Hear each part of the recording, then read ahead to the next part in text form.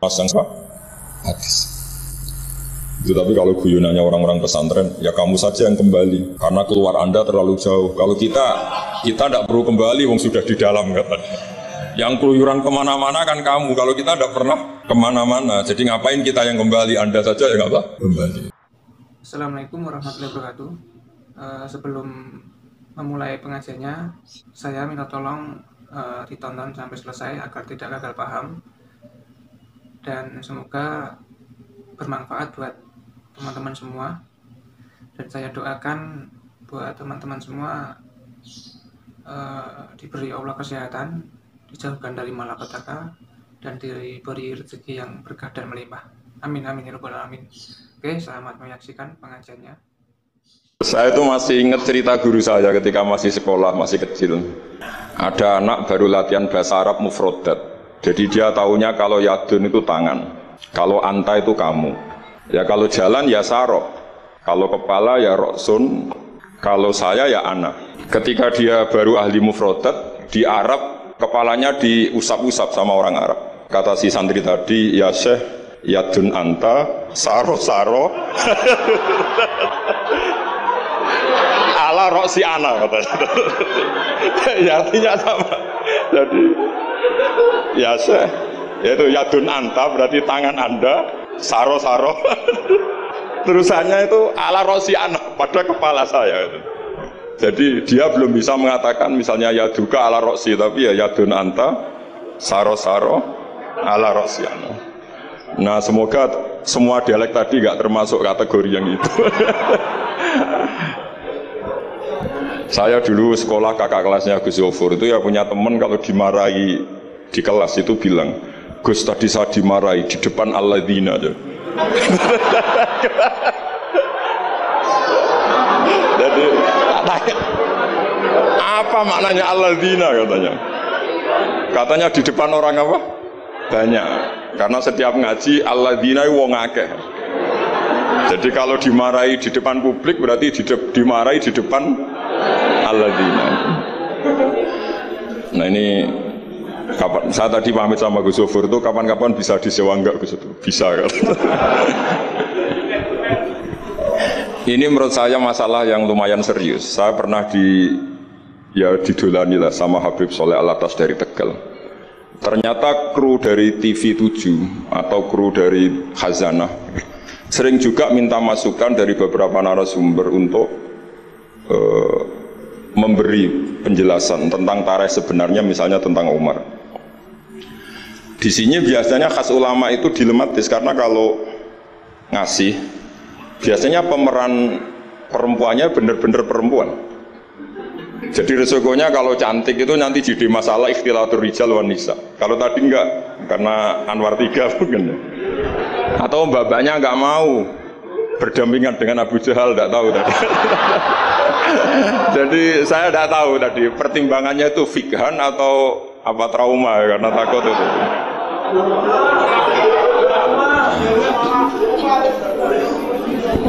Para adik-adik santri yang saya cintai, saya bersyukur sekali karena saya biasanya nggak pernah mengacara mau itu hasanah, ini mutor ya, karena yang merintahkan guru kita yaitu Kiai Haji Agus Abdul Ghafur. Begini, saya punya usul pada anak-anak.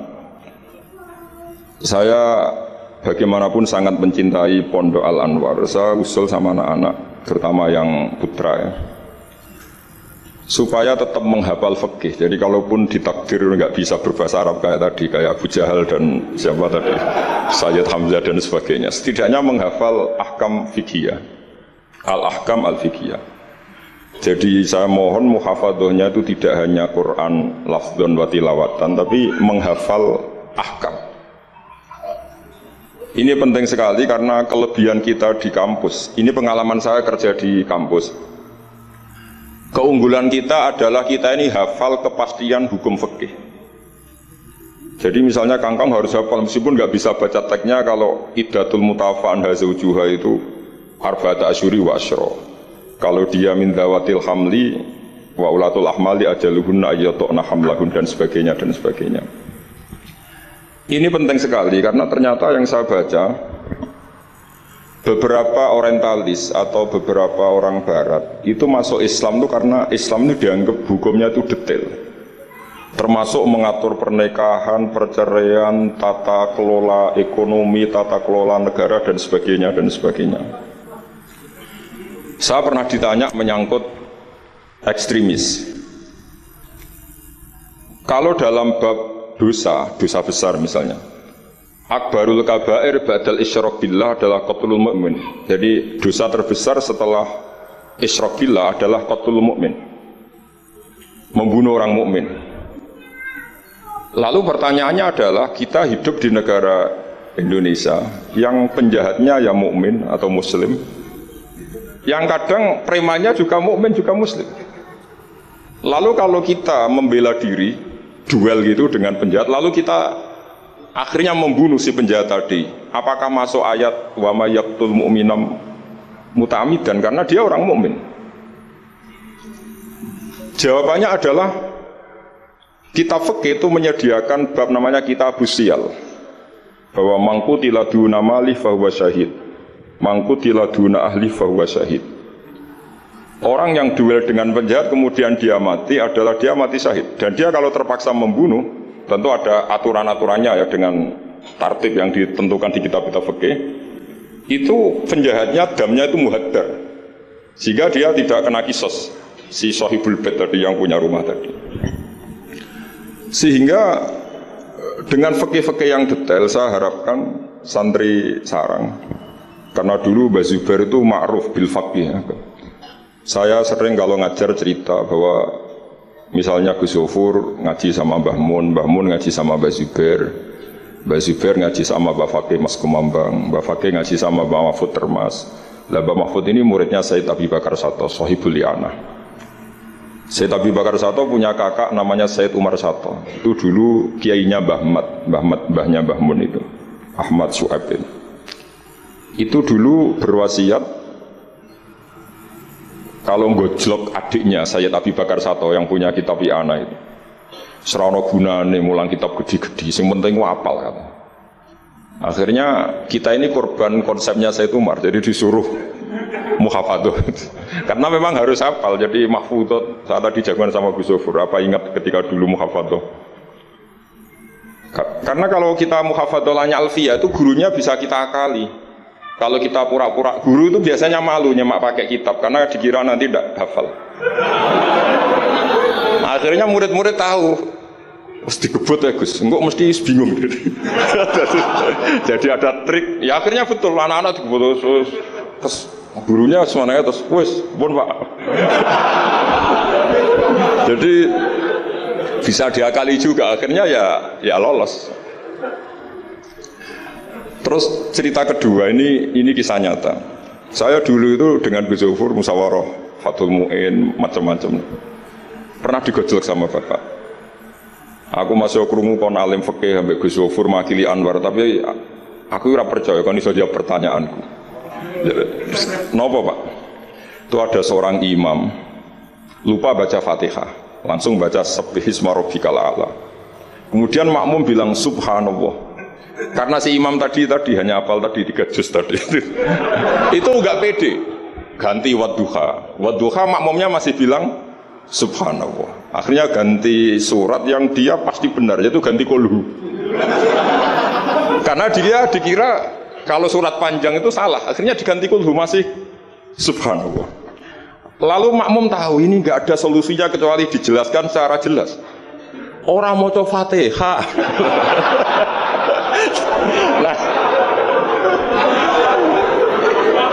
Lah itu fikih kita, makanya saya berharap nanti Gus Zofur juga ngarang fikih yang seperti ini. Apakah yang seperti itu membatalkan sholatnya makmum? Karena darurat, hanya subhanallah nggak memahamkan. Dia mau tidak mau harus ngomong. Kalau masalahnya itu udah baca Fatihah. Nah, ini nanti supaya jadi bahasul masalahnya Anwar 3 itu kalam ini termasuk membatalkan apa? Enggak. Karena kalau cari padanan ayat Quran tentang Fatihah juga tidak yakin imamnya paham. Misalnya pura-pura baca walaqad atainaka sab'am minal mathani yang artinya Fatihah juga saya yakin imamnya juga enggak paham. Jadi ini ada masail-masail fikih yang setelah ditanyakan memang fikih dulu itu tidak memuat. Kita harus kreatif, tapi bukan berarti merasa istihad untuk jawab beberapa pertanyaan. Terus cerita keempat, ini tentang guyonan-guyonan ilmiah. Dulu itu kata Mbah Mun itu sering cerita, dan ini etika modern ya. Kebetulan norma modern dalam dunia akademik seperti ini, yaitu skeptisme. Jadi orang itu harus agak ragu kalau dengan pendapatnya. Ada seorang alim itu yakin kalau orang naik bulan itu tidak mungkin, karena dia percaya dengan teks Al-Qamar itu fisama Irobiah. Tapi kata muridnya, itu Kiai Kudus, semuanya dua-duanya Kiai Kudus, itu Kiai terkenal semua. Kalau menurut muridnya pokoknya mungkin Yai. Orang mungkin, terus dia cerita pola Rasulullah begini, panjang lebar. Itu bantah-bantahan itu sampai 3 jam, sampai mendekati fajar. Setelah mendekati fajar kata gurunya, pokoknya coraku gak mungkin. Terus muridnya bilang, alhamdulillah, ya ampun mboten napa-napa. Gurunya janggal. Kenapa kamu sekarang taslim padahal mulai tadi kamu terus bantah saya? Karena guru saya sudah bilang menurut saya. Itu haknya guru kalau bilang menurut saya. Tadi Anda bilang Pak Guru bilang pola Rasulullah. Itu Rasulullah itu milik kita semua. Jangan-jangan tafsir guru salah. Makanya saya bantah terus. Jadi itu unik. Tapi kalau sudah menurut saya, ya sudah, itu menurut guru. Kalau tapi bilang kalau pola Rasulullah gini-gini, bisa saja guru salah dalam menafsirkan pola Rasulullah. Ini penting sekali dalam ulumul Quran. Saya yakin Gus Zofur lebih tahu. Misalnya begini, saya sering kali digugat oleh para saintis, Pak Bahak, dalam proses embriologi itu tidak ada min alakir segumpal darah. Yang ada dalam embriologi itu, alak itu ya semacam zigot yang nempel di dinding rahim, kemudian itu yang nanti jadi janin.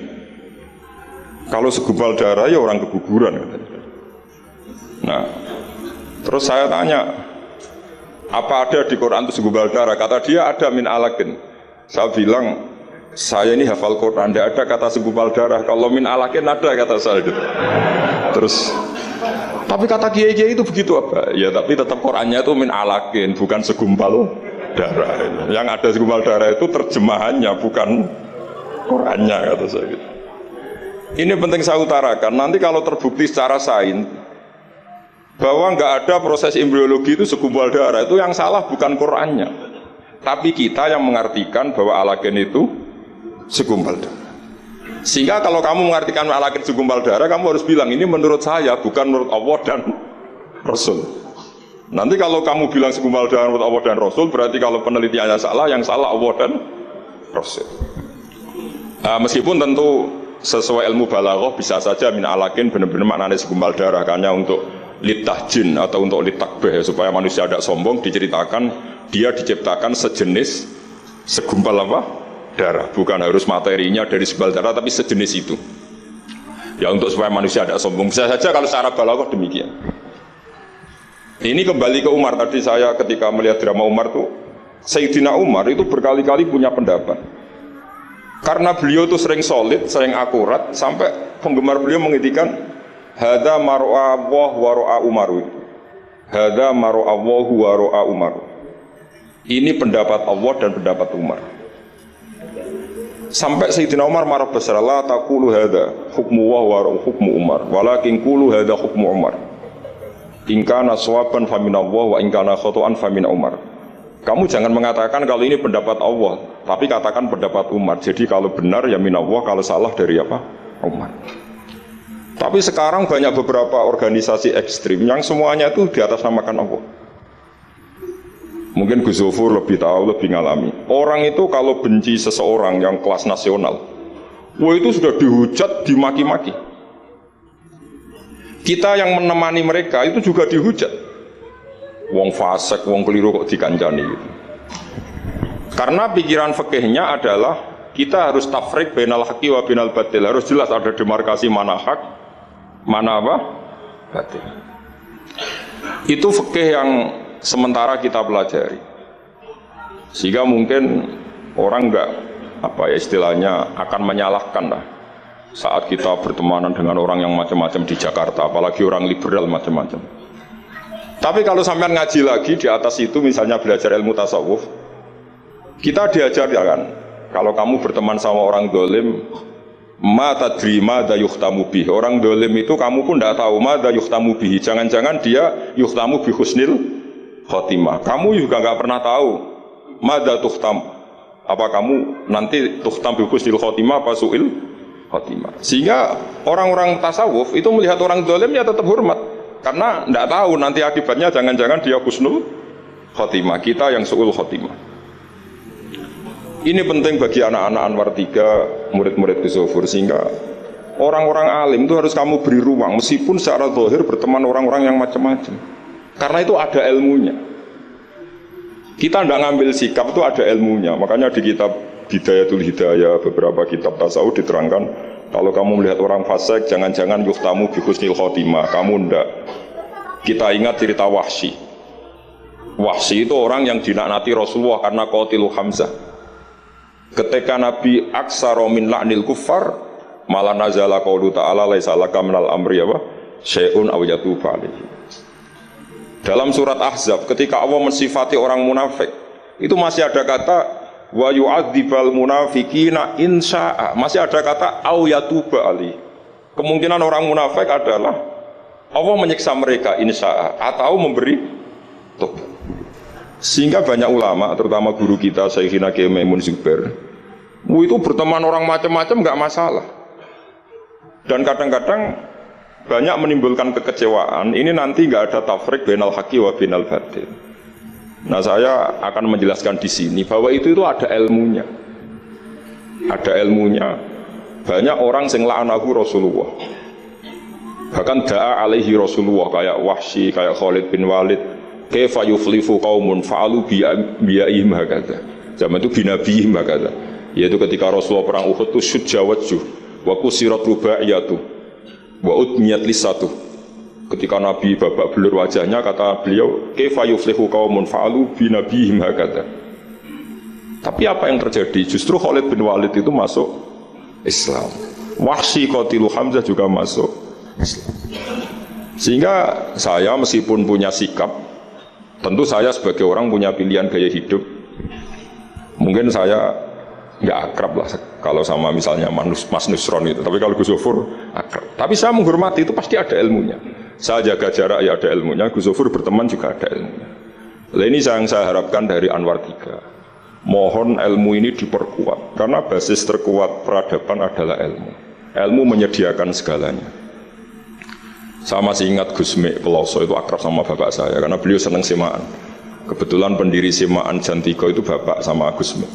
Jamiah anti koler itu awalnya. Selama-lama digenti Mantap, terus di era putra-putranya digenti di Guru Film. Itu kalau jagungan sama bapak itu beliau bilang intinya begini. Iya, nahi mungkar, kenal era gelem kok nahi mungkar. Oleh proses piye, oleh tarbiyah piye kenal era gelem. Meskipun tentu anak-anak tidak saya sarankan seperti Gus Mek, karena jadab Anda tidak mesti sukses kayak Gus Mek. Itu kan resiko. Karena untuk sukses itu butuh keramat, butuh macam-macam lah. Kalau sampean latihan gitu pasti ditangkap keamanan itu. Nah, itu karena itu masalah gitu kalau di pondok masalah. Tapi apapun itu, kita punya cukup khazanah ilmiah untuk melihat itu. Saya berkali-kali kalau acara di Pondok Hajan sering bilang berteman orang fasik itu tidak boleh. Wa ingkana dasarin fajan ibu suratan. Kalau berteman orang fasik itu tidak boleh karena nanti ketularan fasik. Tapi kalau dibalik, pertanyaannya dibalik. Mbah niki membina orang fasik. Dan di antara membina tentu prosesnya itu berkawan macam-macam. Kalau dibalik itu menjadi haram apa halal? Bukan dibahasakan berteman orang fasik, tapi membina orang fasik. Ini penting saya utarakan karena khazanah kita itu banyak. Saya berharap ulumul Quran di sini sampai yang seperti itu. Saya beberapa kali belajar kitab Hayatus Sahabah. Di situ ada satu aplikasi ahkam Al-Quran, baik yang fiqhud dakwah maupun fiqhul ahkam. Saya di situ yang paling saya kenang adalah cerita-cerita misalnya termasuk yang dikutip Habib Zain bin Semit dalam kitab Al-Manhajus Sawi. Suatu saat ada ustadz itu, saking semangatnya nahi mungkar karena si Harun Rasid sering salah, didatangin. Kata si Ustaz tadi, inni nasihun lak famusyaddidun alika fala tajidanna fi nafsika aliyya syai'an. Saya akan memberi nasihat Anda, tapi saya agak ekstrim, agak keras. Mohon kamu jangan tersinggung, Anda jangan tersinggung. Anda ya Amirul Mukminin jangan tersinggung. Tapi apa kata Amirul Mukminin Harun ar-Rasyid? Uskut ya jahil, kamu ustaz bodoh. Terus fa inna Allaha ta'ala qad arsala man huwa khairun minka ila man huwa syarrun minni. Ini saya terpaksa bahasa Arab karena tadi takut kalah sama Abu Jahal tadi.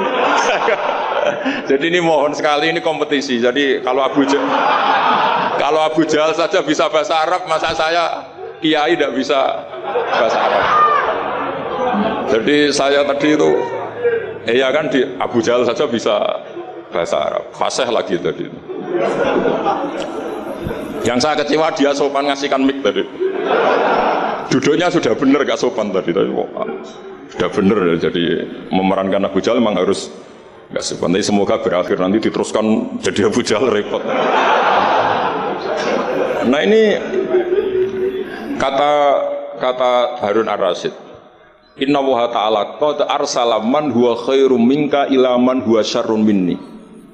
Wa ma'a dzalika qala ta'ala faqula lahu qawlan layyinan la'allahu yatadzakkaru aw yakhsha. Tentu kita tahu Allah mengutus Musa dan Harun, atau Musa saja yang populer.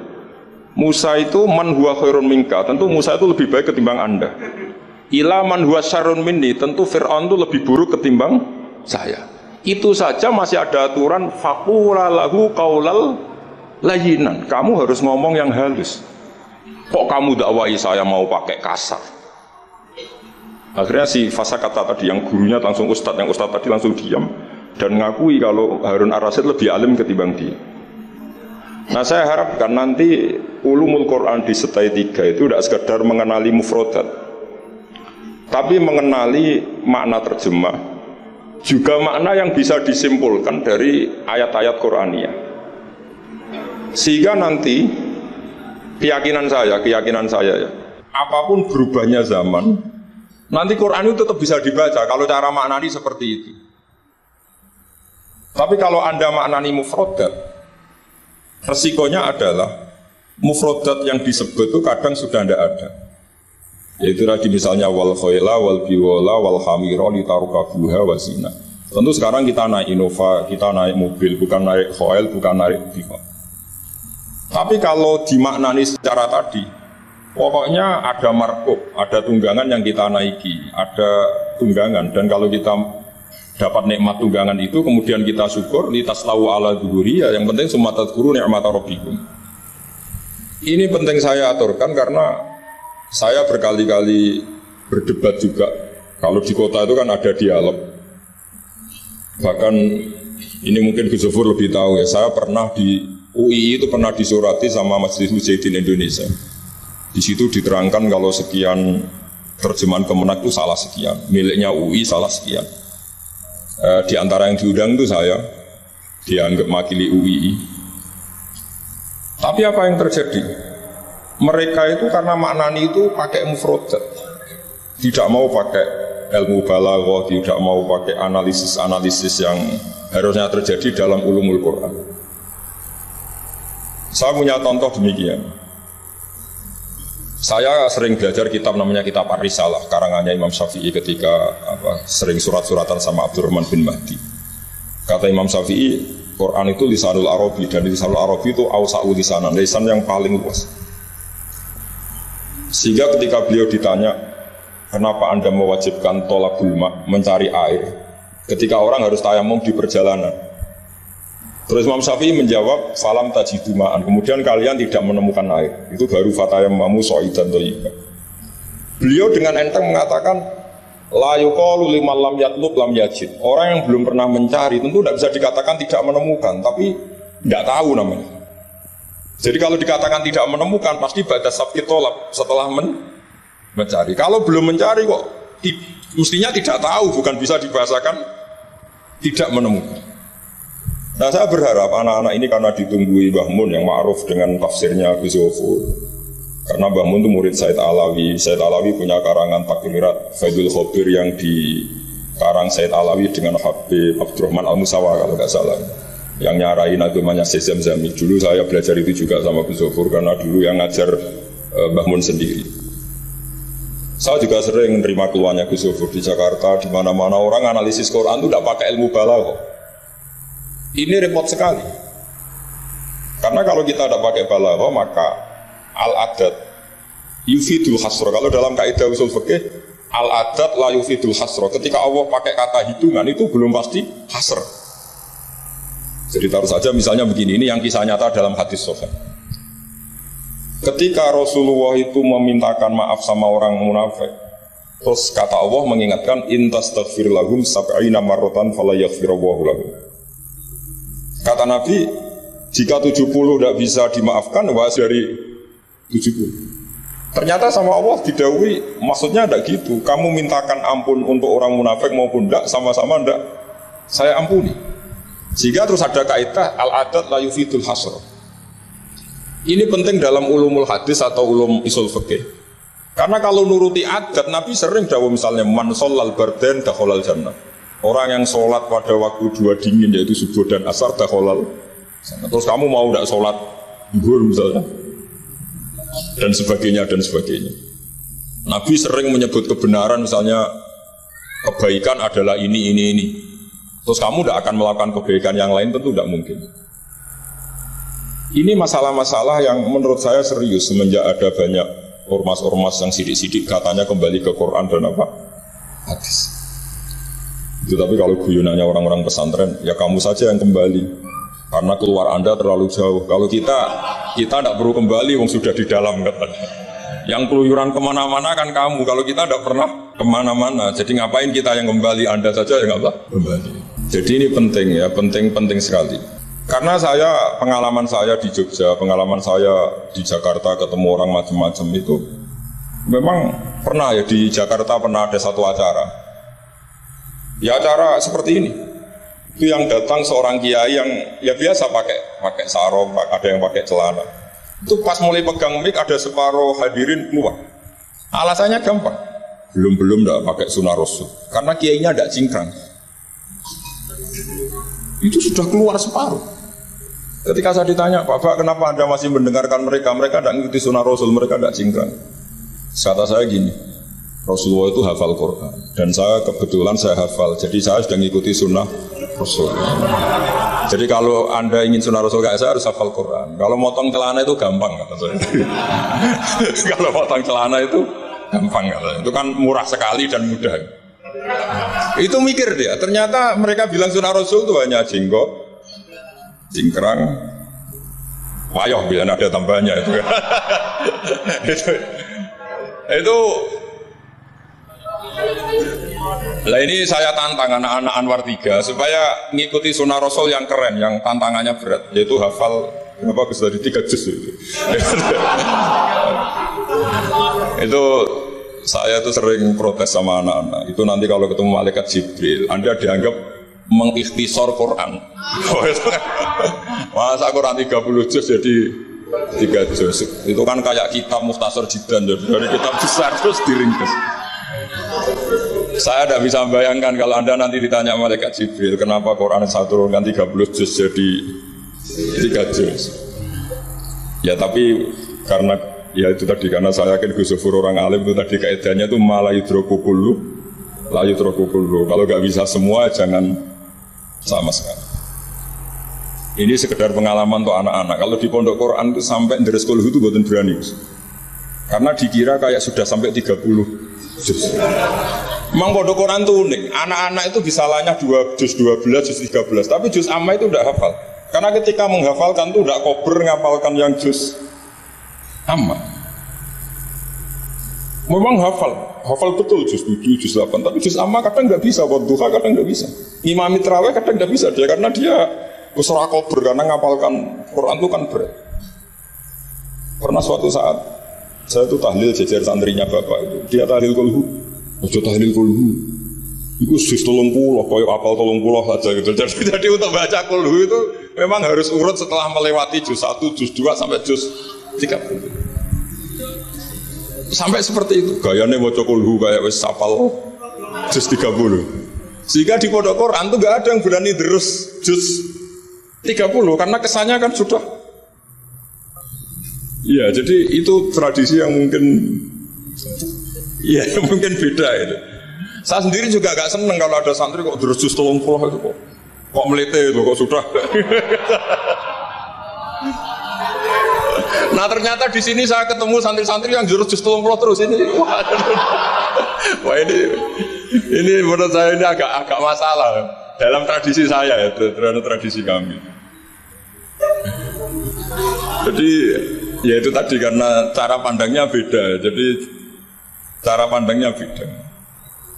Tapi saya berkeyakinan, memang saya sering ketemu Gus Iit, adiknya Gus Zofur, beliau sering cerita ke saya, Gus kalau bisa nanti sarang itu semacam kayak Islamic Center. Karena kita tahu semua kayak apa alimnya Gus Naji, kayak apa alimnya Gus Zofur, alimnya putra-putra Mbah Mun, sesuai bidang spesifikasi ilmu masing-masing. Saya sering dinasihati yai bahwa semuanya itu ada ilmunya. Tadi misalnya Anda tidak tegas sama orang fasik, itu ya ada ilmunya. Karena mungkin kita tawaduk, la nadri ma yuhtamu bihi. Kita tidak tahu si fasik tadi yuhtamu bi apa, kita tidak tahu. Kita sendiri nggak pernah yakin kalau kita nuhtam misalnya bi husnul khotimah. Saya kalau di Jogja ketemu orang liberal, ketemu orang macam-macam, saya pakai ilmu itu. Tapi kalau saya ngaji di pesantren pakai ilmu at-tafriq bainal haqqi wa bainal batil. Kalau santri baik ya tak puji, kalau yang enggak baik ya. Tapi yang jelas enggak tak saboyong. Karena pondok saya bilang enggak punya adat boyong. Kata bapak, hak kena keramat, santri sing beling delalah boyong, tapi jogeman boyong gitu. Jadi berarti karena kalau musonnya boyong berarti tidak keramat karena pakai pakai kriteria fikih tadi pakai. Ini penting saya aturkan karena jangan sampai khazanah, kearifan wali songo yang kancanan orang macam-macam. Ada 7 hari ya diterima, 40 hari ya diterima. Zaman itu ya enggak diterima sebagai khurafat bid'ah ya enggak. Sehingga menurut saya wali songo itu adalah panutan di mana itu semuanya diselesaikan bil ilmi. Bukan karena emosi aksi reaksi itu enggak, semuanya bil ilmi.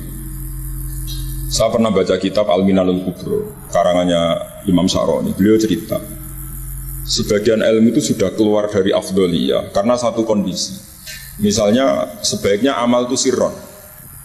Tapi kenapa guru-guru kita Mbah Mun sendiri sering pengajian besar, Gus Zofur banyak lah yang mau acara besar. Saya sampai sekarang nggak pernah punya acara besar. Wiling-wilingan saya yang pengagum sirron gitu. Tapi ternyata di kitab-kitab kita kata Abdul Hasan Asyadili mengatakan a'linu bito atikum kama yatadhaharu ghairukum bil ma'asiyah. Maksiat di Jakarta di mana-mana begitu ekstrim, dangdut begitu terbuka, diiklankan besar-besaran.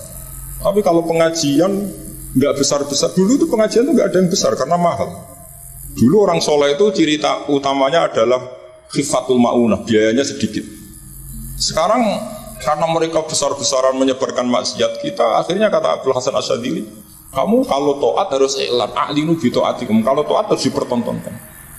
Sehingga senang saya misalnya tadi dipertontonkan anak-anak ahli bahasa Arab sampai Abu Jahalnya saja bisa. Wah itu kan satu prestasi yang luar biasa. Kalau Abu Jahalnya saja alim, apalagi yang tidak Abu Jahal. Apalagi Abu Jahalnya tadi sopan. Wah itu bagus sekali itu. Itu pasti Abu Jahal kecewa itu diperankan orang yang sopan. Itu udah gue banget katanya. Itu pasti kecewa, Abu Jahal itu pasti kecewa. Jadi ini penting ya, karena kita punya guru yang al-mutabakhir seperti Mbah Mun, seperti Gus Zofur. Jadi kita harus baca kitab itu banyak. Oke, ada haram yang kita tegas, ada halal yang kita tegas. Misal al-halalu bayyinun wal haramu bayyinun. Tapi selalu ada masalah yang wa bainahuma umurun mustabihatun. Ada sesuatu yang memang dari awalnya enggak jelas. Kalau sesuatu itu tidak jelas, kita harus bersikap nggak jelas. Jangan sesuatunya nggak jelas, kita sikapnya jelas. Ini penting kalau aturakan karena sekarang tuh orang banyak yang ekstrim dengan dalih ilmu. Kadang dengan dalih qala Allahu Ta'ala, qala Rasulullah. Itu pesannya Sayyidina Umar. Kalau bisa jangan, karena makna yang tasreh, makna yang eksplisit, makna yang sorry seperti itu, jangan-jangan subjektivitas Anda. Seperti tadi si Ustadz tadi, ketika dia tegas, dia seakan-akan bawa mandat Tuhan kalau saya harus kulil haqqa walau kana murron misalnya seperti itu. Tapi setelah diingatkan Harun Ar-Rasyid bahwa Musa yang termasuk Afdalul Khalqi tentu termasuk orang-orang pilihan, ternyata masih disuruh sopan hanya kepada siapa? Fir'aun, yang jelas tol. Ini pelajaran bagi kita, makanya saya ketika datang di acara Mbak Najwa itu, mungkin yang saya agak beda, itu kalau Pak Quraish Shihab kata Mbak Najwa itu kan kalau cerita nulis buku katanya kami, karena takut kalau bilang saya tidak mewakili guru-gurunya, tidak mewakili ulama-ulama dulu. Tapi kalau anak-anak Anwar 3 tidak harus seperti itu, boleh nggak apa-apa kata saya. Ya gani nak salah itu, sing salah sampean tok itu. Itu kalau musonep ngarang kitab bilang kami, itu Gus Zofur ke bawah nanti. Jadi saya itu dalam konteks itu tidak sependapat. Karena resikonya tinggi sekali. Misalnya ngarang bahasa Arab bilang kami sebenarnya tadi yadun anta. Saro-saro ala rosi anak itu kan, itu fatal sekali. Terus ini yang terakhir, karena saya tabarruk sama para sahabat. Ketika tahun kedua, tadi Gus Zofur menyinggung perang Badar. Ketika tahun kedua, itu baru kedua dari Hijriah, itu para sahabat itu sudah banyak yang hafal Quran dan faham, padahal baru tahun kedua. Yaitu yang bawa itu Mus'ab bin Umar. Itu ketika Rasulullah mau perang Badar dan istasyar, meminta musyawarah sama orang-orang Ansor, istasyarul Ansor. Karena orang Ansor itu hanya punya kompensasi, jika engkau ya Rasulullah ke Madinah, Yasrib dulu, maka kita akan melindungi engkau sebagaimana kita melindungi nisa'ana wa abna'ana. Tapi masalahnya perang Badar itu Rasulullah harus keluar dari Madinah. Rasulullah sehingga khawatir jangan-jangan orang Ansor tidak berkomitmen dengan perjanjian itu, karena itu di luar apa? Perjanjian, karena sudah keluar dari Madinah. Ketika istasyarul Ansor, apa kata itu? Miqdad bin Aswad, ada yang nulis Miqdad bin Amr, karena bapaknya namanya Amr, cuma dia masyhur disebut Miqdad bin Aswad. Ada rawi yang mengatakan itu Sa'd bin Mu'ad, tapi yang jelas itu Miqdad bin Aswad. Ini ingat ya, tahun kedua dari Hijriah. Apa kata Miqdad? La naqulu laka kama qalat Banu Israil fadhhab anta wa rabbuka faqatila inna hauna qa'idun. Walakin idhhab anta wa rabbuka faqatila inna ma'akuma muqatilun. Ya Rasulullah, kamu jangan khawatir kalau kita-kita ini pecundang kayak orang Bani Israil. Orang Bani Israil itu kurang ajar sekali. Mereka yakin kalau Musa itu orang hebat. Dan tentu Allah adalah zat yang super, ala kulli syai'in. Kalau Allah itu superior, kemudian kamu kenapa susah-susah ngajak kita? Buat jenengan sama Allah datang lawan Jababiro, tak tunggu beritanya. Itu kadang-kadang santri sekarang ya kayak Bani Israel. Itu kalau ngerti kiainya keramat, misalnya Gus Zofur lari seminar keramat, terus kiai gue sudah serasa diaturi gitu. Jadi kadang keyakinan itu ya salah. Seperti tadi, terus Nabi Muhammad itu para pangeran, nak perang rasa dibantu, kan bisa melibatkan Jibril, Israel, kan selesai. Itu bisa fatal kalau seperti itu. Banyak loh kiai-kiai keramat ngeluh itu karena santrinya terlalu kultus keramat, terus santrinya orang mikir kiai ini buatan nyindir loh, fakta gitu, terus biasa mawon. Dan terus menurut saya itu tradisi yang salah. Kalau di Sidogiri itu santri yang paling miskin pun misalnya akhir sana, tapi nggak perlu ditiru, Gus Zofur itu orangnya ikhlas, nggak perlu ditiru. Itu misalnya santri satu sih urunan 10.000-an, 20.000-an diaturkan gurunya. Karena adat Madura itu panen jagung ya gurunya punya hak, panen apa saja ya gurunya.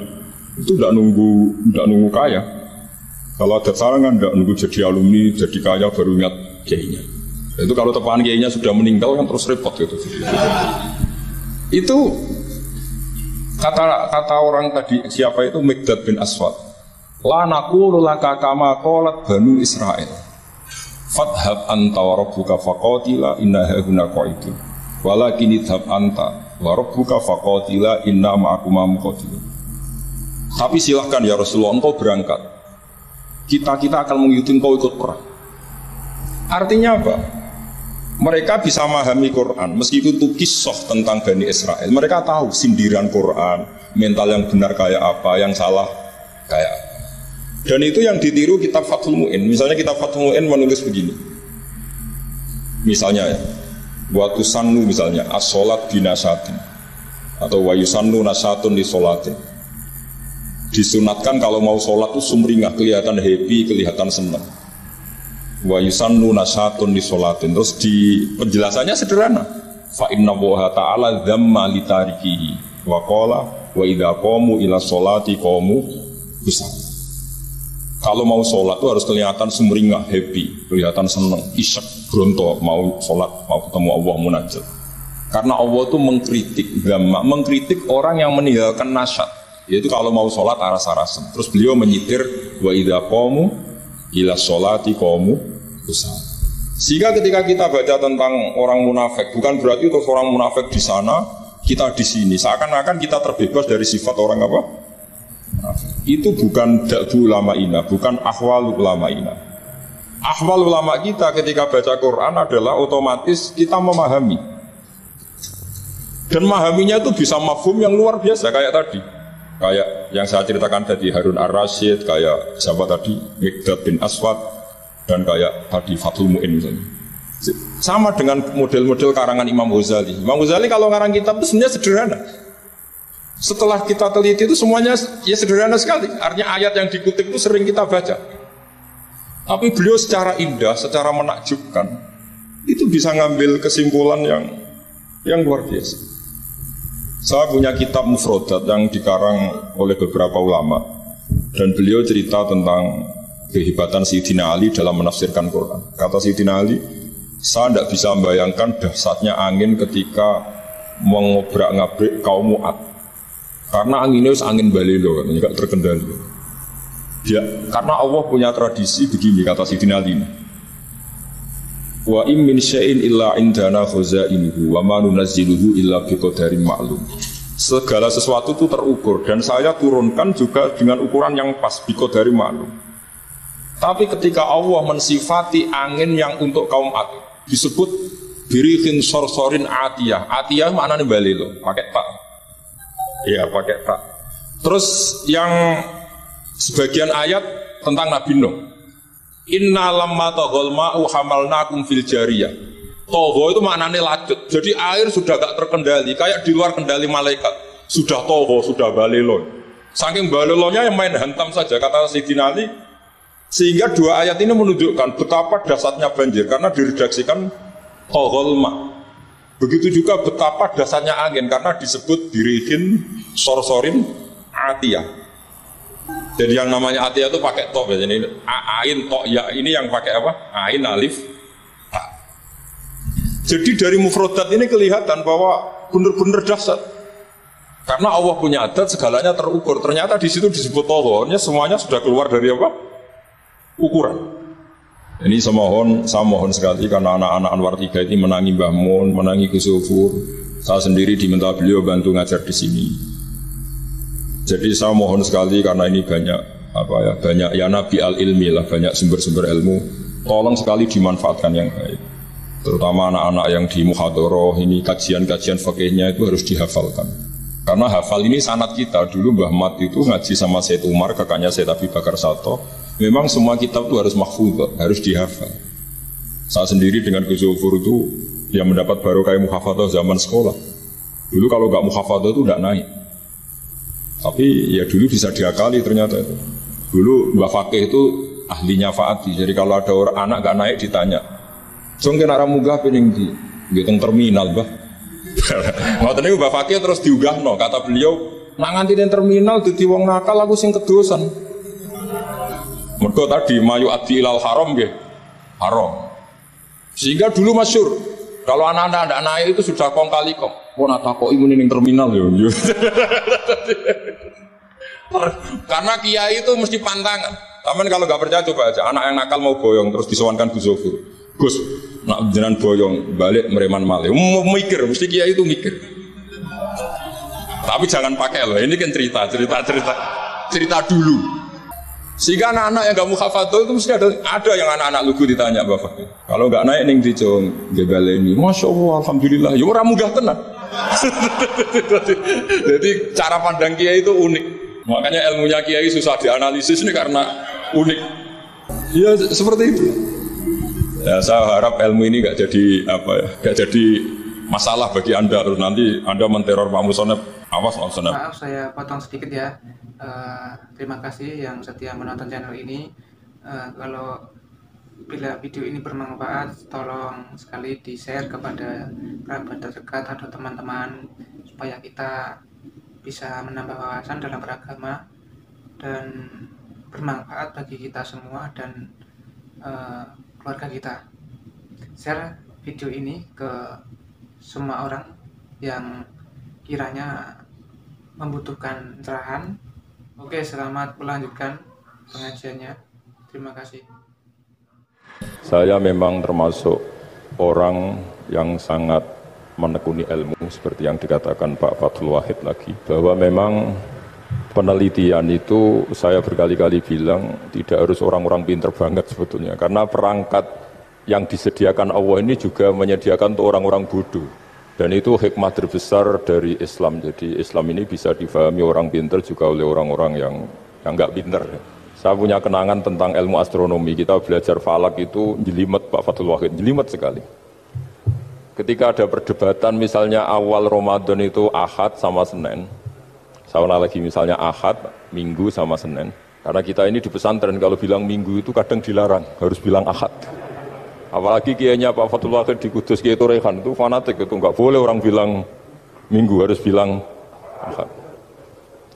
Yang lucu itu ada seorang kiai yang sangat fanatik terhadap Islam, itu nggak mau kalendernya ditulis kenaikan wafat Isa Al-Masih. Karena keyakinan umat Islam bukan Isa yang wafat tapi Sibeh Isa. Itu di kalender Kudus kan wafatnya dalam kurung Sibeh Isa. Ya, yang menyerupai Isa, jadi saking fanatiknya tetap menulis sesuai keyakinan. Saya teruskan. Orang kadang bilang begini, cara orang yang tidak mendalami ilmu. Sama-sama kiai, sama-sama ormas Islam kok beda awal Ramadan, sehingga jadi debat Ahad atau Minggu sama Senin. Saya punya mak-mak ya, kalau orang sepuh yang dulu ikut buyut saya, jadi saya ini generasi kelima, itu orang itu muammar, di rumahnya panjang. Itu bilang gini, Gus, sebetulnya untuk tahu kalender yang benar mana itu gampang katanya. Cari tanggal 15, nanti kelihatan siapa yang salah. Ternyata betul, kalau dihitung Ahad, nanti 15-nya misalnya jatuh hari apa, nanti kelihatan ternyata pas yang dikatakan 15 versi Ahad itu bulan belum purnama. Purnamanya itu di versi mereka yang tanggal 16, berarti benar mana? Yang Senin kan? Tapi yang versi Senin ternyata betul pas 15 pas purnama. Artinya apa? Allah menyediakan perangkat untuk menguji Senin apa Ahad dengan cara awam, yaitu nunggu tanggal 15. Artinya gini, kata siapa yang tahu itu hanya orang pinter gitu. Orang awam juga bisa tahu, karena agama ini milik bersama, ya milik orang pinter, milik yang tidak pinter. Sehingga dalam pola-pola Islam, di antara madhab Syadili, madhab Thariqah Naqsyabandiyah, itu beliau di antara kampanyenya gini, kata Thariqah Naqsyabandiyah, Thariqah kami ini yastawi fistifadatiha ar-rijalu wasibyan. Popularitas Thariqah saya, mudahnya difahami ini, antara orang pinter yang sudah dewasa sama anak-anak kecil ini sama. Kenapa demikian? Kalau dalam filosofi kebenaran itu ada pepatah, fa'innal haqqa adharu min samsid dhahirah. Kebenaran itu lebih jelas ketimbang matahari di siang hari. Sehingga mereka dengan mudahnya mensifati Allah misalnya adz-dzahir, zat yang begitu jelas. Kenapa Allah begitu jelas? Karena ulama dulu cara, kalau dalam bahasa pondok mensifati, menstatuskan. Alam raya ini maujud. Maujud itu ada. Di mana-mana sesuatu yang ada itu ya diciptakan oleh yang ada. Masa Anda ada kok menciptakan yang ada. Sehingga mereka tidak pernah tertarik sama paham komunis, ateis, bahwa alam ini dimulai dari ketiadaan. Pertanyaannya adalah bagaimana sesuatu yang tiada menyebabkan yang ada. Sehingga ulama dulu pinter, sifat wajib itu apa? Wujud. Karena alam raya ini kadung wujud, kadung maujudat, maka Allah harus wujud. Berhubung wujudnya Allah itu wujud penyebab, harus qadim atau harus awal. Masa penyebab datangnya terlambat dulu yang jadi efek dari penyebab itu. Sehingga mereka dengan gampangnya mensifati Allah adz-dzahir, zat yang begitu jelas. Sehingga Imam Sibawayh ahli nahwu itu juga mengenali Allah lewat teori nahwu. Beliau bilang Allah itu siapa? Allahu a'raful ma'arif, zat yang paling mudah dikenali.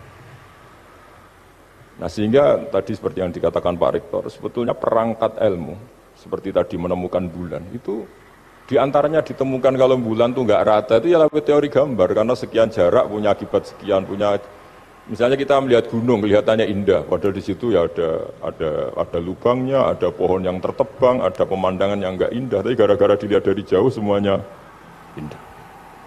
Maka disarankan orang yang baru nggak suka istrinya terus melihat dari jauh, tinggal minggat lah kira-kira. Kalau ditinggal minggat 2 bulan itu mesti cinta lagi itu, kan fungsinya baru kelihatan itu. Tapi kalau dekat terus tuh mesti sama neknya lah kira-kira gitu, sama mangkelnya.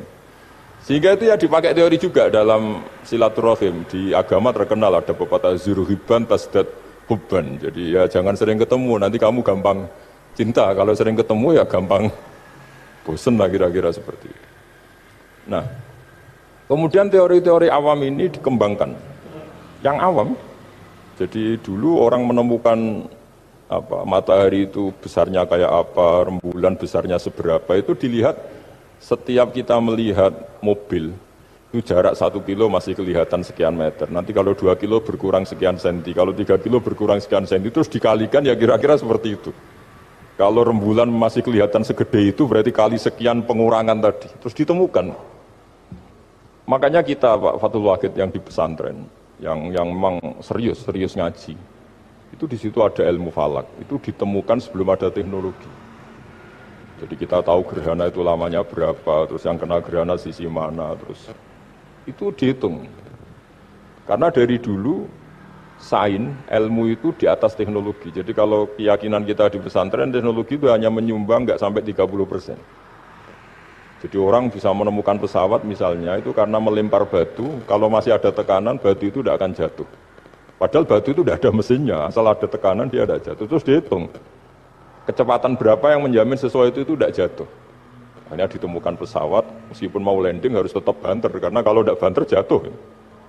Itu dihitung, artinya dari sains dulu, baru ditemukan teknologinya untuk gimana supaya tetap kecepatan sekian itu ketika mau landing. Nggak boleh pesawat direm, kalau direm ya jatuh, karena tadi seperti batu dilempar, dia nggak jatuh ya kalau masih ada tekanan. Sehingga instrumen itu ditemukan juga di bab tauhid. Saya punya kitab namanya Hasyiatut Turmusi, dikarang ulama top Indonesia, namanya Syekh Mahfud At-Turmusi. Itu beliau cerita, Imam Al-Amudi itu ulama top, tapi dia itu unik, tiap ngajar santrinya itu ngajar matematika, ngajar ilmu eksak. Terus ditanya, sampai muridnya itu ragu, ini guruku masuk surga enggak, ini kiai kok ini ngajar matematika. Ya kira-kira ngajar, ya seperti mahasiswa jenengan kan, ini rektor masuk surga enggak, ngomong teknik terus gitu loh. Tapi gurunya kayaknya enggak terima, diuzoni santrinya itu enggak terima, karena beliau seorang wali. Murid-muridnya itu bermimpi. Ini penting saya ceritakan, mungkin agak aneh di dunia kampus ya, di bab ini. Kalau dalam teori kita, Pak On itu, mimpi sama nyata, melihat itu otoritatif mimpi. Ini yang agak aneh di ilmu pesantren. Jadi melihat jenengan langsung dengan mimpi itu otoritatif mimpi. Karena mimpi, ru'yal mukmin dijamin oleh Rasulullah sama dengan 46 juz'un minan nubuwah. Jadi persennya itu besar sekali, 46% dari juz'un minan nubuwah, otoritatifnya. Nah tentu tidur yang benar. Logikanya gini, kata-kata kitab-kitab menjelaskan. Orang kalau melihat langsung itu pasti terpengaruhi oleh cinta atau tidak cinta, senang atau tidak senang, sedang butuh apa enggak. Jadi kalau saya sedang butuh dengan Pak Rektor itu melihatnya dengan penuh harapan. Jadi kalau saya sakit mau mati itu senang lihat dokter karena ini harapan, Rektor nggak ngefek gitu kan gitu. Tapi kalau saya politikus ngelihat ketua partai itu lebih respect ketimbang melihat dokter. Jadi gara-gara banyak kepentingan ini melihat itu nggak pernah jujur gitu. Nggak pernah jujur. Jadi kebodohan manusia justru karena melihat itu kalau dalam teori kita. Makanya kalau dalam teori pesantren itu kebalik, anna sunyamun wa idza matu intabahu. Manusia itu hakikatnya tidur, baru setelah mati bangun. Misalnya kita di dunia nganggap uang itu penting, harta itu penting, jabatan penting. Setelah kita mati ternyata yang paling penting itu hanya sujud. Karena kamu itu kenangan ketemu Allah terbaik itu sujud. Yang kita anggap penting di dunia semuanya tidak penting. Yang kita anggap sepele kayak sholat ternyata itu super penting. Tapi sadar itu nunggu nanti di akhirat. Ya, saya ini termasuk syukur yang sadar sebelum sampai akhirat. Jadi termasuk orang yang beruntung lah gitu. Nah, kenapa mimpi itu begitu penting? Karena tadi ketika orang tidur itu off semua, sistem sarafnya, sistem apanya. Yang ada hanya pengendalian Tuhan. Karena dia tidak bisa mengendalikan dirinya sendiri. Apalagi kalau tidurnya benar ya tentu pakai wudhu, terus pakai doa-doa, terus menghadap kayak mayit itulah, standar mayit, menghadap ke kiblat kayak posisi mayit. Sehingga dia ada intervensi pada dirinya sendiri, ya tidak punya keinginan dari dirinya sendiri. Kamu kan nggak bisa ingin, wah tidur ingin ketemu wanita cantik kan tidak bisa menentukan gitu. Akhirnya ya benar-benar hanya milik Allah. Apalagi kalau kita bacanya benar, terus pikirannya benar. Makanya uniknya dalam Islam adalah doa mau tidur dengan wiridan setelah sholat itu ajarannya Nabi banyak mau tidur. Wiridan subhanallah 33, alhamdulillah 33, Allahu akbar 33 dan disempurnakan seterusnya itu. Itu ijazah Nabi kepada Sayyidah Fatimah itu untuk mau apa? Tidur. Bismika wada'tu jambi wa bismika arfa'u. Sampai doanya panjang. Allahumma aljatu zuhri ilaika. Panjang sekali doa mau tidur. Saya yakin jenengan ndak hafal dan ndak. Paling ya bismika wada'tu jambi apa? Bismika Allahumma ahyawamu. Itu sebagian ustaz bilang itu doa ngaji katanya. Ada seorang ustaz saking mangkelnya, ibu sudah baca doa ngaji, belum itu doa bismika Allahumma ahya bismika wa amut. Wah itu kan doa mau tidur Pak Ustaz. Iya biasanya kalau ngaji tidur. Jadi doa itu kalau itu doa mau. Akhirnya mimpi itu penting. Karena di situ manusia nggak punya nafsu, nggak punya keinginan. Sehingga yang ada itu kata Nabi itu ada sitatun wa arba'una juz'an minan nubuwah. Sehingga dulu itu mimpi itu jadi sarana betul.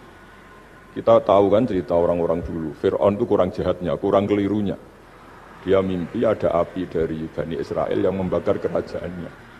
Dan semua pentawilnya sepakat, itu maksudnya Anda akan dihabisin kerajaan Anda oleh bayi dari Bani Israel. Begitu juga raja zaman Nabi Yusuf, itu mimpi kalau ngalami ada 7 sapi yang gendut, dimakan oleh 7 sapi yang kurus. Jadi mimpi itu sarana, bahkan dari orang kafir. Karena ya tadi, yang preman ya nggak ada premannya, yang soleh ya nggak ada solehnya, semua dikendalikan oleh Allah Ta'ala pas tidur. Sehingga tidur ini menurut agama lebih otoritatif, asal dengan tidur yang benar. Jangan tidur sambil ngerokok, terus terbangun karena ininya kena itu. Nah, cerita-cerita unik begini, kalau tidak orang pesantren itu tidak tahu. Karena ini memang khas-khas pembalikan satu fakta yang diyakini orang banyak. Sehingga ulama dulu itu cerita, ini saya teruskan. Imam Amudi itu akhirnya murid-muridnya mimpi. Mimpi di situ tanya, Pak Ustadz, Anda masuk surga enggak ketika hidupnya hanya nerangkan matematika? Oh iya, saya bahkan enggak sekedar di surga. Malaikat dikumpulin Allah untuk mendengarkan presentasi saya ngajar matematika.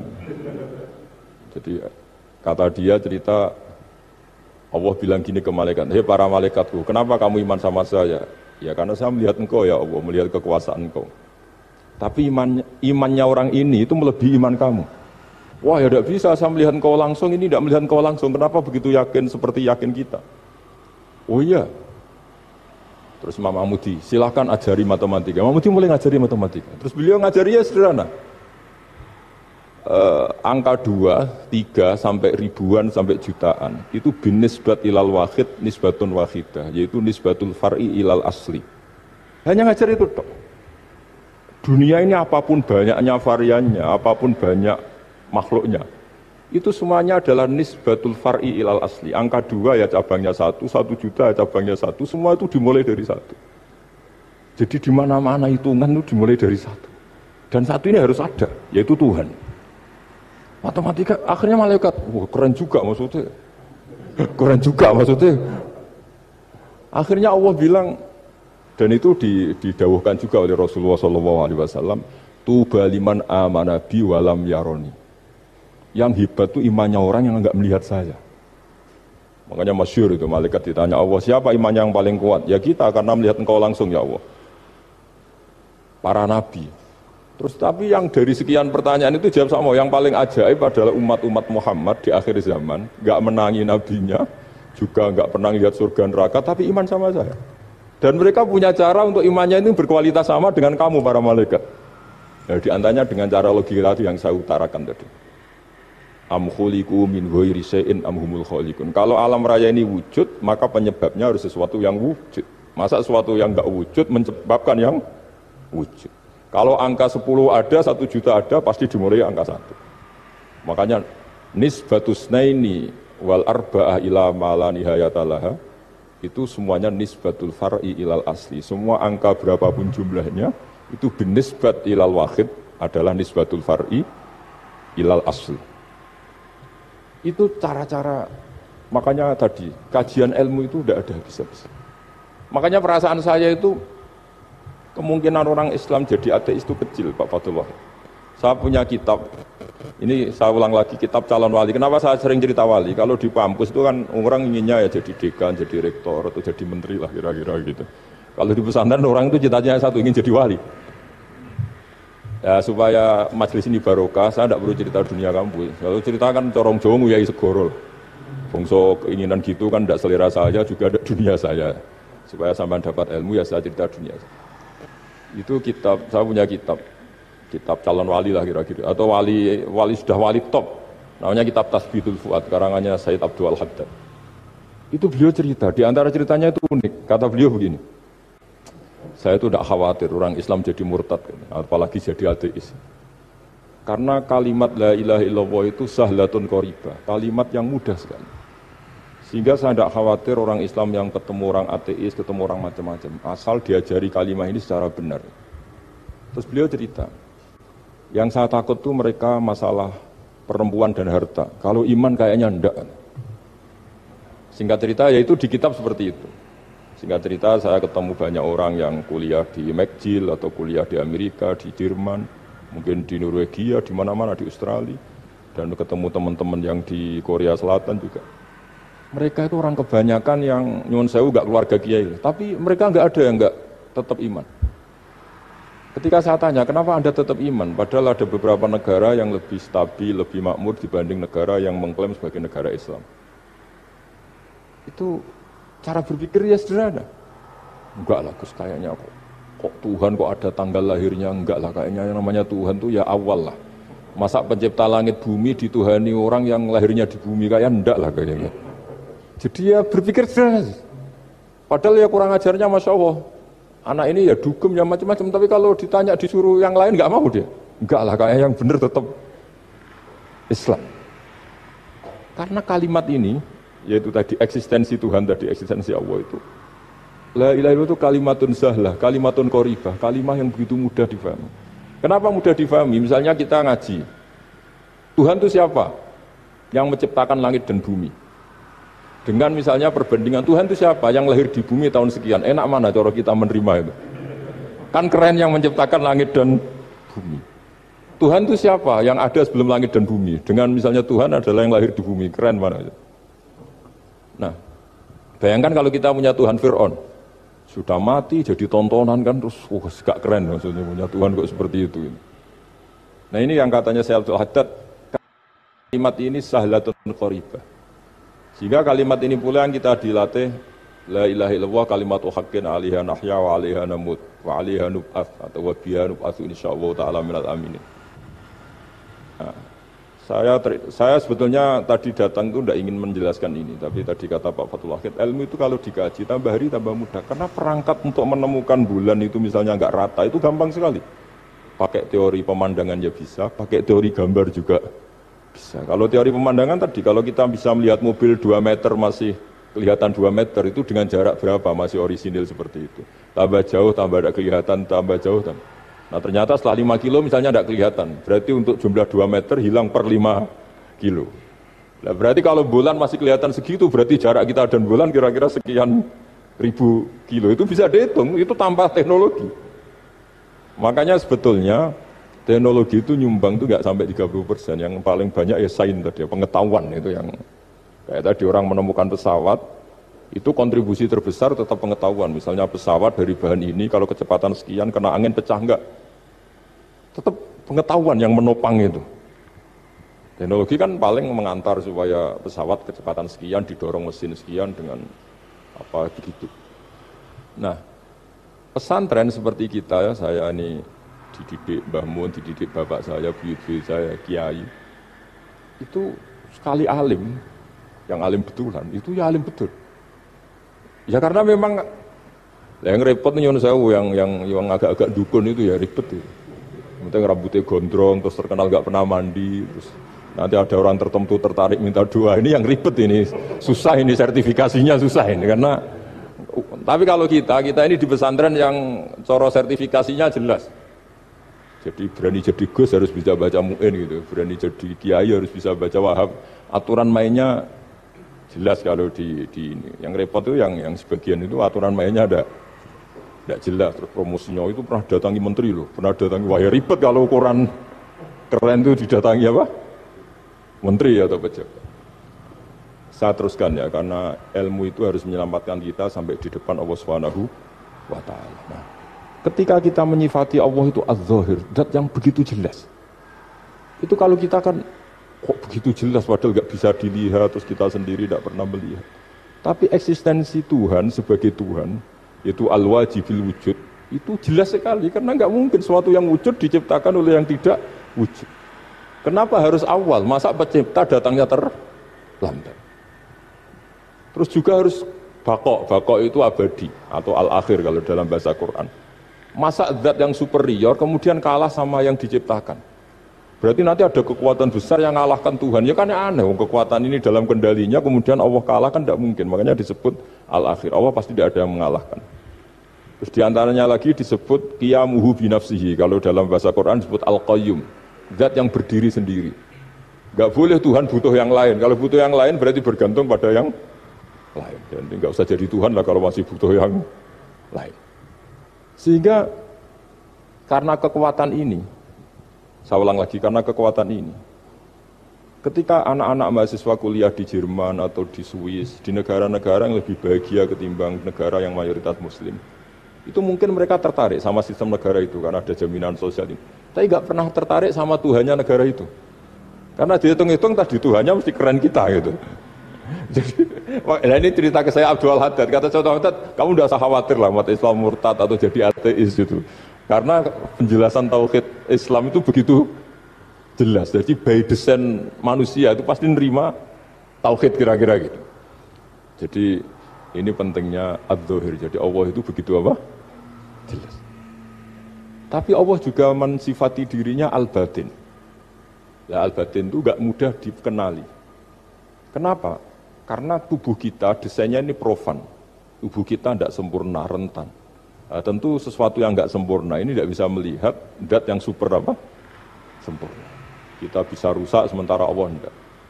Nah karena alasannya tubuh kita ini didesain untuk rusak, maka di surga itu keyakinan para ulama orang bisa melihat Allah karena desain tubuhnya sudah dirubah dari desain profan menjadi keabadian.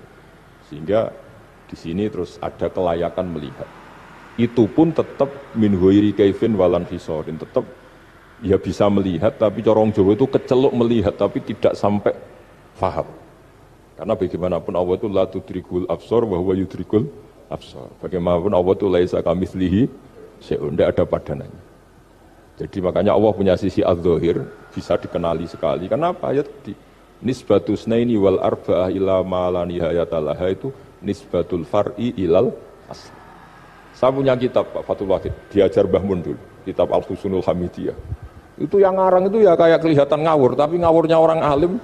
Jadi di situ ada gambar, gambarnya itu nggak jelas. Mungkin pengarangnya juga nggak bisa gambar kayaknya. Wah bulat, benang bulat ada, gambar gunung ada, gambar yang tambah ngawur ya banyak sekali. Gambarnya itu nggak ada yang jelas.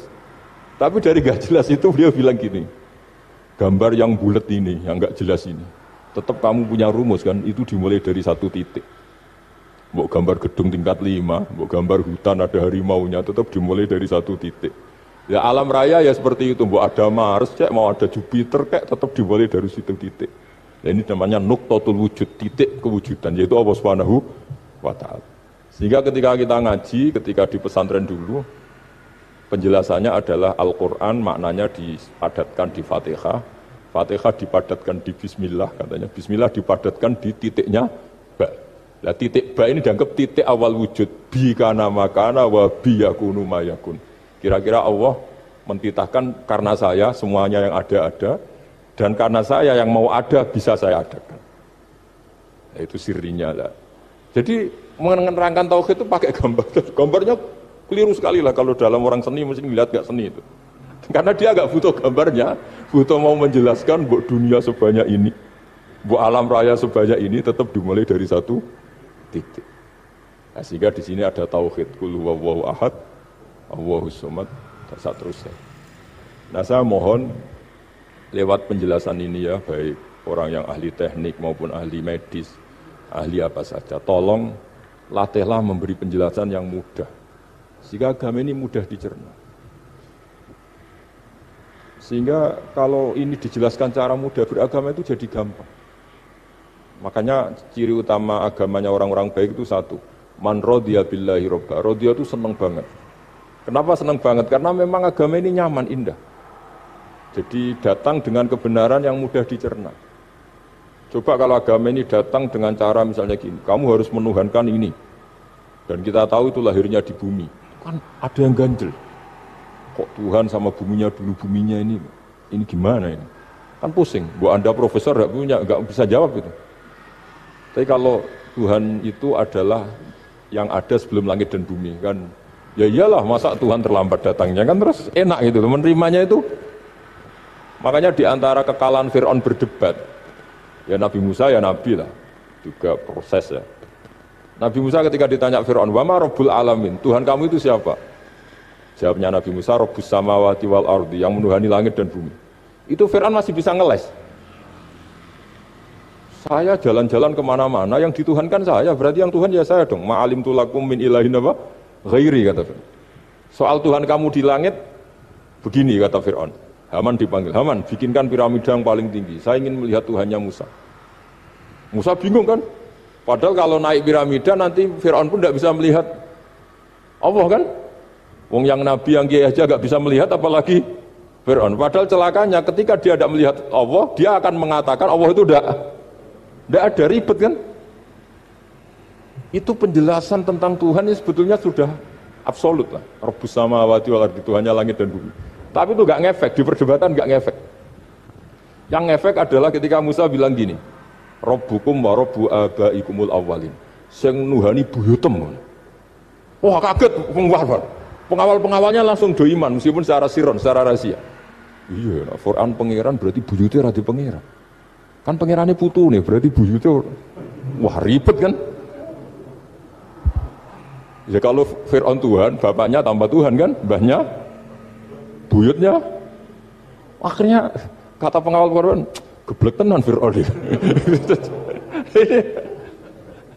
Artinya apa? Kadang argumentasi yang sudah benar, yaitu Tuhannya langit dan bumi kan ya benar lah.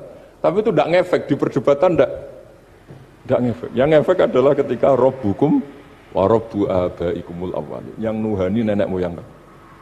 Orang mulai mikir, kalau Fir'aun itu Tuhan, lalu nenek moyangnya Tuhannya siapa? Jadi ini seninya, makanya diantara syarat Nabi, jadi Nabi itu sidik, amanat, tabligh, faton. Fatonnya itu ada kecerdasan. Dulu Nabi ya sering dibully, jangan kira Nabi itu enggak sering dibully, sering juga Pak Rektor. Jadi ada unta itu kena kudis. Kudis itu ya jenis penyakit menular lah. Nabi dengan teori tawakalnya, Nabi itu punya dua teori, kadang pakai teori tawakalnya, kadang pakai teori preventif. Makanya Nabi pernah ngendikan kalau ada penyakit menular di situ, kamu jangan di situ. Itu pakai teori preventif. Tapi kadang Nabi pakai teori tawakal. Nabi ngendikan la adwa wala tiarutan, tidak ada penyakit menular. Terus orang-orang yang ya usil lah kira-kira gitu. Ada unta kena kudis, dijejerkan yang waras. Ternyata yang waras ikut kudisen lah, ikut sakit. Sebenarnya orang ini, ya Rasulullah ini saya jejerkan, ternyata yang enggak tertular jadi tertular. Padahal engkau bilang enggak ada penyakit menular. Nabi jawabnya lucu. Faman a'dal awal lah. Kalau yang pertama ini tertular siapa? Dia dikira Nabi itu kalah karena melihat unta yang kedua. Ternyata Nabi enggak, ketika dipanggil ya Rasulullah ini unta agak kudikan, tak jajarkan yang kudisen, ternyata ikut kudisen. Berarti penyakit itu menular. Tapi Nabi jawabannya faman a'dal awal. Lalu yang kena penyakit pertama tertular oleh siapa? Wah itu asli dari Allah. Ya maksud saya seperti itu kata. Nah itu yang dikatakan fatona. Jadi Nabi itu harus punya sifat apa? Fatona. Karena dengan kecerdasan itu Nabi bisa berargumentasi. Kayak tadi, ketika Fir'aun dikatakan Allah yang menuhani langit dan bumi, Fir'aun masih mengklaim dia Tuhan. Karena di mana-mana dia dituhankan. Tapi ketika diingatkan bahwa kamu anak seorang manusia, punya bapak, punya kakek, punya buyut, punya canggah kalau bahasa Jawa. Lalu kalau kamu yang Tuhan, dan Tuhan dimulai Anda, lalu mbah-mbah kamu Tuhannya siapa? Gak bisa jawab kan? Akhirnya banyak punggawa yang saat itu iman. Jadi iman itu bisa menghunjam kepada siapa saja termasuk yang orang-orang topnya Fir'aun. Sehingga ketika Fir'aun rapat Musa harus dibunuh besok, tangkap besok. Sebagian mereka itu membocorkan informasi itu. Datang ke Musa, tadi malam kita ikut rapat, keputusannya Anda dibunuh, maka larilah kamu. Itu barokahnya iman. Artinya ya karena logika Musa lebih masuk akal, ya mereka lebih percaya sama Musa. Tapi gara-gara profesi ya tetap kerja, dan yang mulai ribet dunia. mulai ribet kan jadi. Makanya kamu jangan tanya, kaifa hukmul mukmin sing yukhfi imanahu, bagaimana hukumnya orang mukmin yang menyembunyikan imannya demi aman. Ya tidak usah kamu jawab. Kalau kamu jawab boleh, ini kok kayak pecundang. Kalau kamu jawab haram, pernah terjadi itu. Wa qala rajulun mu'minum min ali fir'auna yaktumu iman. Ini khazanah ya, jadi saya mohon mengkaji Islam itu harus dengan sisi-sisi yang bisa difahami orang pinter juga orang bodoh. Kata Imam Ghazali banyak itu, karena hadatin itu harus difahami orang pinter juga orang bodoh. Terus contoh yang paling populer tentu sering saya utarakan masalah iddah.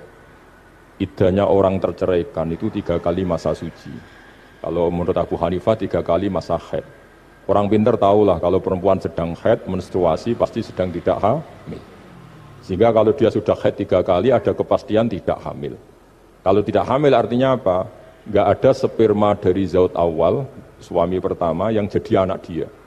Padahal tujuan iddah adalah nanti kalau di hubungan suami istri sama suami kedua jelas anaknya suami kedua. Tapi kalau andaikan tidak ada iddah kan malam hubungan suami istri, pagi bentrok cerai, terus kawin. Kumpul suami istri lagi, terus nanti anaknya itu anaknya siapa? Kan nggak jelas. Kalau sampean bisa klaim lewat DNA juga mungkin secara ilmu objektif Pak Rektor. Masalahnya juga bisa disuap kan? Saya sering dibantah orang-orang itu. Wah Gus DNA itu otoritatif, karena gini-gini nggak mungkin, bohong kamu. Ya DNA-nya nggak bohong, pegawainya bisa disuap kan? Kayak nggak tahu manusia apa, nggak tahu Indonesia, nggak tahu terus. Itu yang sensitif itu, yang mulai wilayah sensitif itu. Kayak tahu manusia apa kayak tahu Indonesia? Manusia aja ya sudah. Berarti Anda sangat nasionalis. Jadi ribet kan? Maka dianjurkan ada iddah. Dengan iddah selesai berarti benar-benar perempuan ini baru atur rohmi, rahimnya steril dari unsur mani zaut awal. Dan kalau 3 kali masa suci itu artinya apa? Kira-kira 3 bulan. Kira-kira ya. Wal mutallaqatu yatarabbasna bi anfusina salah satu apa? Pertanyaannya kalau 3 bulan, andai kan tidak pakai teori ilmiah, menstruasi itu sudah teori ilmiah. Ada yang tanya ke saya, Gus kenapa harus sampai 3 kali, padahal menstruasi pertama pasti sudah ada hamil. Saya jawab, menstruasi pertama itu namanya keluar darah. Nggak ada jaminan kalau itu haid, bisa saja keluar darah karena kaget, karena kecelakaan, karena apa. Sehingga kalau misalnya perempuan diceraikan, Gus saya sudah haid. Yang jamin kalau itu haid siapa? Maksudnya keluar darah dengan makna tidak hamil. Bisa saja keluar darah kali ini faktor kaget ya, atau faktor kecelakaan. Tapi kalau sampai 3 bulan karena per bulan haid sekali, itu meskipun haidnya keliru. Haid keliru itu misalnya sebetulnya itu enggak darah haid tapi darah penyakit istiqatoh, kan tetap kelihatan. Masa 3 bulan enggak bleeding Joro Jowo? Kan mesti bentuknya tubuh sudah rubah. Artinya kata ulama-ulama, agama ini enggak bisa hanya mengacu ilmu. Kalau mengacu ilmu haid sekali sudah cukup. Tapi kenapa harus 3 Karena 3 kali orang awam tahu semua kalau itu sedang hamil atau tidak hamil. 3 bulan dari dicerai kan kelihatan kalau hamil ya bentuk tubuhnya sudah rubah, kalau enggak. Intinya agama ini harus agama yang mudah difahami orang pinter, juga difahami orang yang tidak pinter. Kayak tadi bulan tadi, saya juga agak ngira kalau orang goblok jadi pinter. Jadi ini cerita ya, jadi supaya kita meskipun di lembaga kampus, di lembaga modern, jangan lupa tradisi-tradisi kebodohan ya diabadikan lah kira-kira, karena bodoh kadang ya penting. Makanya kalau cerita di dunia wali itu kacau, Anda boleh gak nerima cerita ini, tapi Anda harus percaya kalau kekuasaan Allah itu tidak terbatas. Kenapa orang Madura begitu mencintai kiai? Sebetulnya niatnya ya agak baik, tapi ya baik, nggak baik tapi baik. Ada santri itu Madura, dia saking percaya sama kiai itu ya khidmah, bikin teh, masakan kiai, mijitin kiai, pokoknya waktunya diberikan semua untuk kiai. Dan dia nggak pernah ikut ujian, apalagi ujian kelulusan disertasi dokter nggak pernah. Kalau sekolah nggak pernah ikut ujian. Sudah ya saya ridho jadi orang bodoh, sementing ikut jenengan. Suatu saat orang ini mati, kiainya tuh pusing, waduh mati. Ini di dalam alam mimpi itu, kamu boleh gak percaya, nggak wajib percaya memang. Ini kan ada akidah, jadi tidak wajib percaya. Ditanya sama malaikat, Marabbuka, Tuhan kamu siapa? Jawabannya lucu, malaikat kamu itu gimana? Di mana-mana tanya sama orang pinter, orang bodoh kok kamu tanya? Pusing kan malaikatnya. Di mana-mana namanya tanya, itu ya sama orang pinter, masa orang bodoh ditanya? Yang bener aja kamu.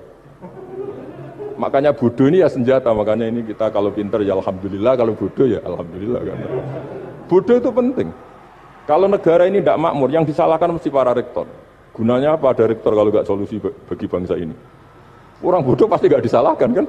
Nanti kalau ada hisab, kenapa Indonesia carut marut? Yang dipanggil Allah itu menteri, rektor, pasti itu. Apa kontribusi Anda sebagai orang pinter, sebagai profesor, sebagai orang bodoh aman?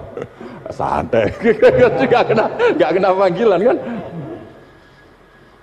Karena ada harus bertanggung jawab. Akhirnya terus malaikat tanya, lalu yang pinter siapa? Yang di atas itu, kiainya yang nalkin itu, yang di atas itu. Walhasil kiainya itu karena wali itu denger. Ya boleh cung bodoh kok terus nganti wis mati. bodoh kok kamu bawa sampai mati. Jadi kadang orang bodoh itu ya pinter tadi. Malaikat tuh kamu tuh gimana? Di mana-mana tanya itu ya sama orang pinter. Orang bodoh kok kamu tanya. Ya ribet kan kalau sudah ketemu seperti itu. Lah Nabi juga sering ngalami dialek sama orang bodoh. Kadang Nabi yang ngalah, kadang logikanya orang bodoh itu lebih gampang. Itu ada orang pencari dop itu semacam kayak biawak ya. Tapi tidak biawak, kayak semacam biawak. Ketemu Nabi, kamu tahu kalau saya ini Rasulullah? Tidak tahu ya. Ya kamu harus iman kalau saya ini Rasulullah. Hatta yu'mina laka hadad dhabun. Ya kalau hewan ini iman sama kamu ya saya iman. Ribet kan ukurannya itu. Aduh, untung Nabi betul. Terus Nabi tanya, Dob, kamu tahu kalau saya Rasulullah? Terus Dobnya saat itu bisa bicara, asyhadu annaka Rasulullah, terus baru iman. Imannya tanya, kenapa kamu iman sama Rasulullah? Hewan aja tahu kalau dia Nabi, apalagi manusia. Sehingga di masyhur itu di acara-acara kita kalau wadhabbu wal ghazalah yasyadani laka bir risalah itu. Wadhabbu wal ghazalah yasyadani laka bir risalah. Sehingga kekeliruan kita, saya sering ngomong di mana-mana, matur di mana-mana. Masyarakat Indonesia mayoritasnya tetap yang enggak pinter.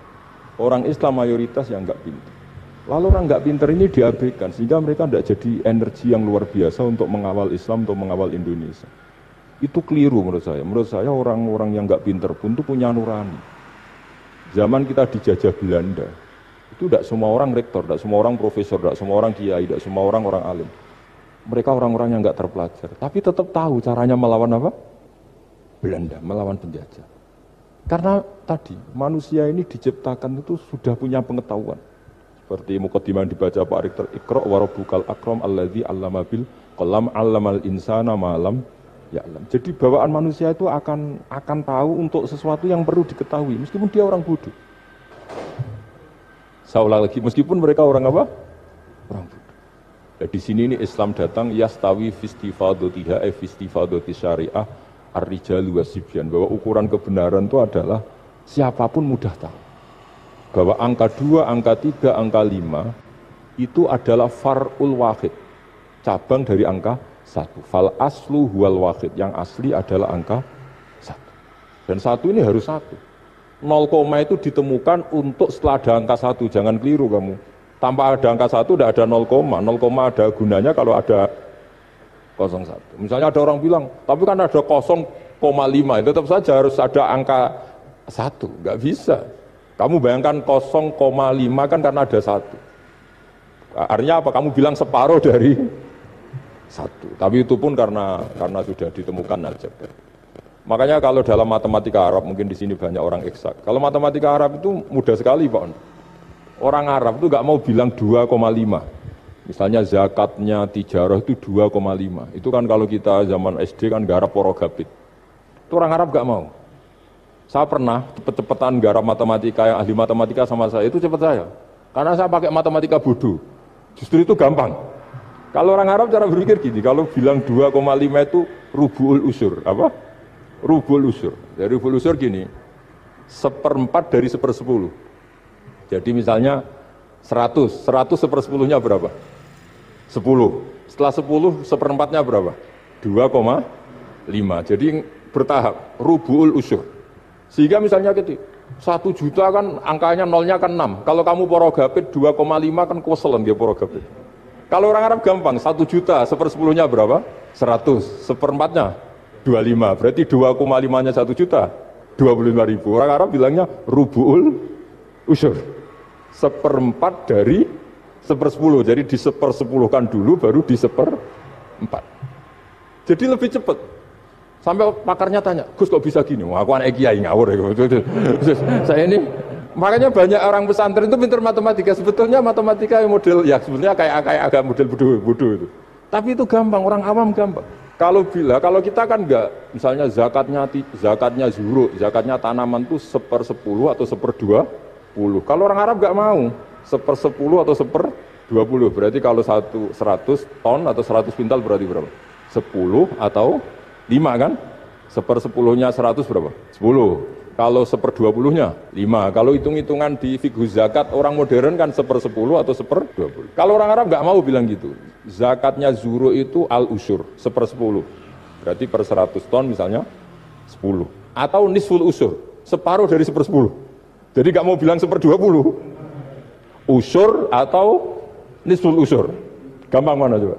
Ya kan usurnya kan 10. Kalau nisful usur 5 atau 1/20. Daripada gawe porogabit, seruat. Jadi kita ini yang kelihatan goblok matematikanya ya pinter juga gitu.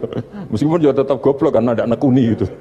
Sehingga di pondok itu ya dulu diajarkan faraid, falak itu ya gampang sekali karena memang hitungan Arab gitu. Kalau bilang 2/3 itu sulusani apa? Jadi 6. 2/3-nya 6 berapa? 6 sulusnya berapa? Sepertiganya 2.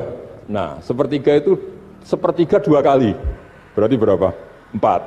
Ya, 6 itu 2/3-nya kan? Pokoknya bahasa Arabnya sulusan. Kalau orang terjemahnya berapa? 2 kali sepertiga. 2/3. Sulusan itu 2/3. Nah, itu kalau orang Arab bilang enggak 2/3, sulusani. Sepertiga 2 kali. Jadi 6 di sepertiga dulu 2. Nah 2 itu 2 kali. Berarti berapa? 4. Jadi itu. Nah Quran itu ya kira-kira gitu. Jadi kelihatannya goblok, tapi itu pinter itu. Yang porogabit kelihatannya pinter, tapi tidak pinter. Ukuran orang pinter yang mempermudah yang sulit. Jangan mempersulit yang mudah kan itu. Makanya saya bilang ini yang pinter yang mana itu. Saya kembali lagi ke tadi. Jadi agama ini datang dengan sebegitu mudah. Sampai matematika yang katanya sulit, itu matematika Islam itu mudah sekali. Karena tadi, misalnya kalau 1 miliar zakatnya 2,5% berapa? Kan pusing kan? Tapi kalau kamu pakai teori rubu'ul usur 1 miliar, usurnya 100 juta. 1/4-nya 25 juta. Berarti per 1 miliar. Gampang mana juga sama ngomong itu. Nanti ada yang nyeleduk gampang kalkulator Gus. Ya ribet lagi kan kalau kalkulatornya pas hilang. Atau pas dipakai anaknya belajar daring, ribet kan HP-nya. Ya saya kira demikian, semoga manfaat. Assalamualaikum warahmatullahi wabarakatuh.